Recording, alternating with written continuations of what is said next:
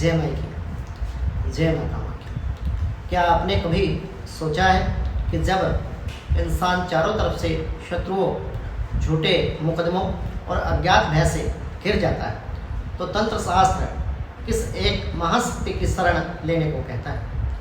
क्या आप जानते हैं कि शास्त्रों में माँ बगलामुखी के 108 नामों का पाठ मात्र कोई स्तोत्र नहीं बल्कि आपकी वाणी और भाग्य को जागृत करने वाला एक अचूक कवच माना गया है।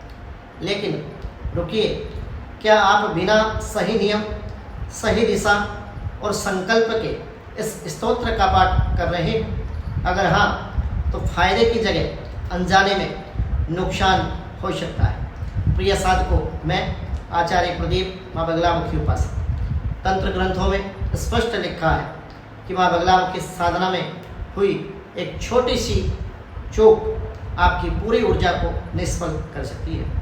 प्रिय भक्तों, आज इस वीडियो में हम किसी मनगढ़ंत कथा की बात नहीं करेंगे, बल्कि शास्त्रों और आगम ग्रंथों में वर्णित माँ बगलामुखी अष्टोत्तर सतनाम स्तोत्र का प्रमाणिक शास्त्रोक्त विधान समझें। वीडियो को बिना स्किप किए हुए पूरा अवश्य देखें। किस दिन, किस माला से, किस दिशा में मुख करके और किस सावधानी के साथ इस स्तोत्र का पाठ करना चाहिए और बगलामुखी सतनाम के कितने पाठ करने से लाभ मिलता है, क्या यह बिना गुरु दीक्षा के कर सकते हैं या हर साधक के लिए जानना अनिवार्य है? नमस्कार मित्रों, मैं आपका अपना सनातन मार्ग का राही। आज के इस विशेष सत्र को अंत तक बिना स्किप किए देखिएगा, क्योंकि जो रहस्य आप आज जानने वाले हैं वह आपकी साधना का दृष्टिकोण हमेशा के लिए बदल देगा। साधकों, सनातन धर्म के 10 महाविद्याओं परंपरा में माँ बगलामुखी 8वीं महाविद्या और स्तंभन शक्ति की अधिष्ठात्र देवी माना गया है। बगला शब्द मूलतः बलगा से बना है, जिसका अर्थ होता है लगाम।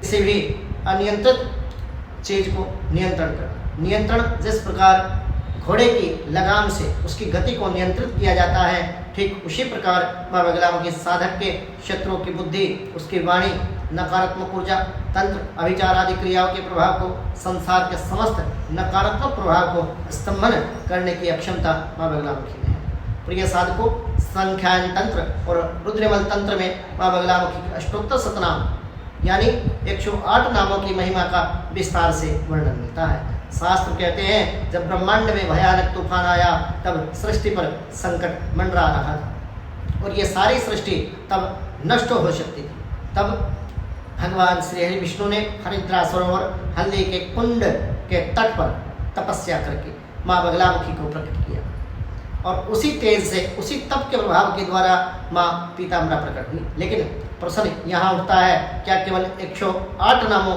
को पढ़ लेने मात्र से सिद्धि मिल जाती है या किसी समस्या से छुटकारा मिल जाता है या इसके पीछे कोई गहरा आध्यात्मिक विज्ञान छुपा है? आइए समझते हैं। अष्टोत्तर सतनाम स्तोत्र का आध्यात्मिक अर्थ। माँ बगलामुखी अष्टोत्तर सतनाम स्तोत्र केवल शब्दों का समूह नहीं, इसके प्रत्येक नाम में एक विशिष्ट बीजात्मक तरंग समाहित है। जब आप अपने साधना में बैठ करके, पूजा में बैठ करके ओम ब्रह्मास्त्र विद्यायै नमः या ओम स्तंभनी देव्यै नमः का उच्चारण करते हैं तो आपके भीतर की सुषुम्ना नाड़ी में एक विशेष स्पंदन उत्पन्न होता है। शास्त्र में बताया गया है कि आंतरिक शत्रु जैसे काम, क्रोध, लोभ, मोह, अहंकार और बाहरी शत्रुओं से भी अधिक घातक इन विकारों को, इन शत्रुओं को बताया गया है।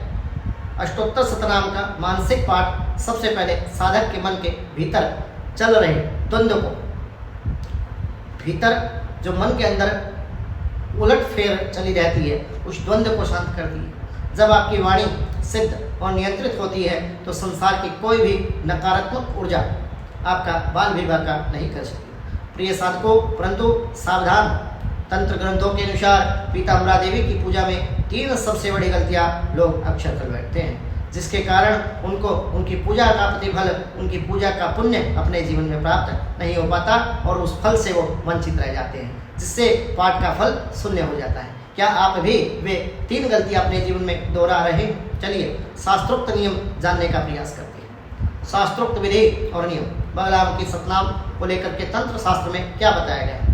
यदि आप माँ बगलामुखी पीताम्बरा के अष्टोत्तर शतनाम स्तोत्र का पाठ आरंभ करना चाहते हैं तो आगम शास्त्रों के अनुसार निम्नलिखित नियमों का आपको अपने जीवन में पालन करना अनिवार्य है।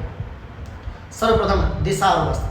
माँ बगलामुखी को पीला रंग अत्यधिक प्रिय है। माँ को पीताम्बरा नाम से भी जाना जाता है। माँ बगलामुखी की साधना में पीले रंग के वस्त्र पहनकर पूर्व या उत्तर दिशा ईशान कोण की ओर मुख करके इस साधना में पीले रंग का विशेष महत्व है। साधक को पीले वस्त्र धारण करने चाहिए। पीले रंग के आसन पर कुशा या ऊनी का या फिर पीला वस्त्र बिछाकर के भी आप इस पूजा में प्रयोग कर सकते हैं। अब पूजा सामग्री के विषय में बात कर लेते हैं। जो साधक नित्य नियम गृहस्थ होकर के माँ बगलामुखी शतनाम का पाठ कर रहे हैं, बगलामुखी को पीला रंग अत्यंत प्रिय है। पूजा में पीले पुष्प जैसे कनेर, गेंदा, हल्दी की गांठें, पीला चंदन, बेसन के लड्डू, केसर से बनी मिठाई और केसर मिश्रित खीर भगवती को भोग में आप लगा सकते हैं। माला का चयन, यदि आप स्तोत्र पाठ के साथ नाम मंत्रों का जप कर रहे हैं तो केवल हल्दी की माला, हरिद्रा माला या फिर पुत्र जीवक की माला का आप उपयोग कर सकते हैं। समय, इस पाठ के लिए ब्रह्म मुहूर्त या संध्या या फिर महानिशा के समय सर्वोत्कृष्ट समय माना गया। संकल्प, पाठ आरंभ करने से पूर्व अपने दाहिने हाथ में जल लेकर पीले चावल, पीली सरसों, हल्दी की गांठ, पुष्प और अपना नाम गोत्र और अपने पाठ का उद्देश्य शत्रु बाधा निवारण, आत्मरक्षा या मनोकामना बोलकर आप संकल्प करें। माँ बगलामुखी की पूजा की प्रतिज्ञा अपने माँ की कृपा समर्पण भाव के द्वारा प्राप्त करें। विधि तो अपने आप जान लो, लेकिन अगर आप इन मुख्य सावधानियों को ध्यान में नहीं रखते तो साधना में विघ्न आना निश्चित है। ध्यान से सुनिए, कौन सी है वो गलतियाँ जिनको बगलामुखी साधना में आपको कभी भी नहीं दोहरानी। माँ बगलामुखी की साधना उग्र और तीव्र फलदायी मानी जाती है। इसीलिए शास्त्रों में कुछ कड़े निर्देश बगलामुखी साधना को लेकर के दिए गए।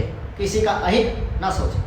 जब आप इस स्तोत्र का पाठ का प्रयोग करें, कभी भी किसी निर्दोष व्यक्ति को हानि पहुंचाने या बदला लेने की भावना या फिर अनुचित लाभ उठाने के लिए आप इस स्तोत्र का पाठ न करें। यदि आप ऐसा करते हैं तो तंत्र नियम के अनुसार इसका दुष्परिणाम साधक को स्वयं अपने जीवन में भोगना पड़ता है, क्योंकि इसका नेगेटिव इफेक्ट आपके ऊपर हो सकता है। पूर्ण सात्विकता, जितने भी दिन आप इस स्तोत्र की साधना करते हैं, पाठ करते हैं, नियमबद्ध तरीके से आप पाठ करें, उतने दिन ब्रह्मचर्य व्रत का पालन करें। मांस, मदिरा, लहसुन, प्याज और पूरी तरह ब्रह्मचर्य व्रत का पालन करें। गोपनीयता, अपनी साधना और संकल्प को किसी भी अन्यत्र व्यक्ति के सामने आप प्रकट न करें। सार्वजनिक रूप से आप इसको न करें। तंत्र शास्त्र का नियम है गोपयेत कुलांग नवमी, यानी साधना को कुल स्त्री की भांति गुप्त रखना चाहिए। स्त्री सम्मान, जिस घर में स्त्रियों का अनादर होता है वहाँ पीताम्बरा देवी की कृपा कभी नहीं ठहरती। प्रिय साधकों, ध्यान दें, यह जानकारी पारंपरिक शास्त्रोक्त मान्यताओं और ग्रंथों पर आधारित है। किसी भी तीव्र प्रयोग से पूर्व किसी योग्य गुरु का मार्गदर्शन आप अवश्य लें, क्योंकि बगलामुखी साधना या 10 महाविद्याओं की साधना बिना योग्य गुरु मार्गदर्शन के करना आपके लिए घातक सिद्ध हो सकता है। प्रिय साधकों, माँ बगलामुखी निष्काम भाव से शरण में आए भक्त की हर संकट से रक्षा करती है। यदि आप सच्चे हृदय से, करुणा से, समर्पण भाव के द्वारा माता श्री में भाव रखते हुए सात्विक जीवन और सही विधि से अष्टोत्तर शतनाम स्तोत्र का आश्रय लेते हैं तो जीवन में आ रही अज्ञात भय, मुकदमे, मानसिक तनाव स्वतः ही समाप्त हो जाता है। अगर आज आपको ये शास्त्रोक्त जानकारी ज्ञानवर्धक और उपयोगी लगी हो तो वीडियो को लाइक करें और उन प्रियजनों के साथ शेयर करें जिन्हें इसकी आवश्यकता है या फिर जो माँ बगलामुखी में आस्था रखते हैं। सनातन धर्म के ऐसे ही गूढ़, प्रमाणिक और शास्त्र सम्मत ज्ञान से जुड़े रहने के लिए अभी माँ बगलामुखी ऑफिशियल यूट्यूब चैनल को सब्सक्राइब करें और बेल आइकन दबाना ना भूलें। मित्रों, यदि आप अपने जीवन में चल रही परेशानियों के विषय में जानना चाहते हैं और आप चाहते हैं कि किन उपायों के द्वारा आपके जीवन में चल रही परेशानी समाप्त हो सकती है, तो आज ही हमारे संस्थान के व्हाट्सएप नंबर 9416668133 इस नंबर पर संपर्क करके अपनी कुंडली विश्लेषण करा करके अपने जीवन में चल रही परेशानियों से मुक्ति के उपाय जान सकते हैं। जय माई की, जय माँ कामाख्या, जय सनातन धर्म।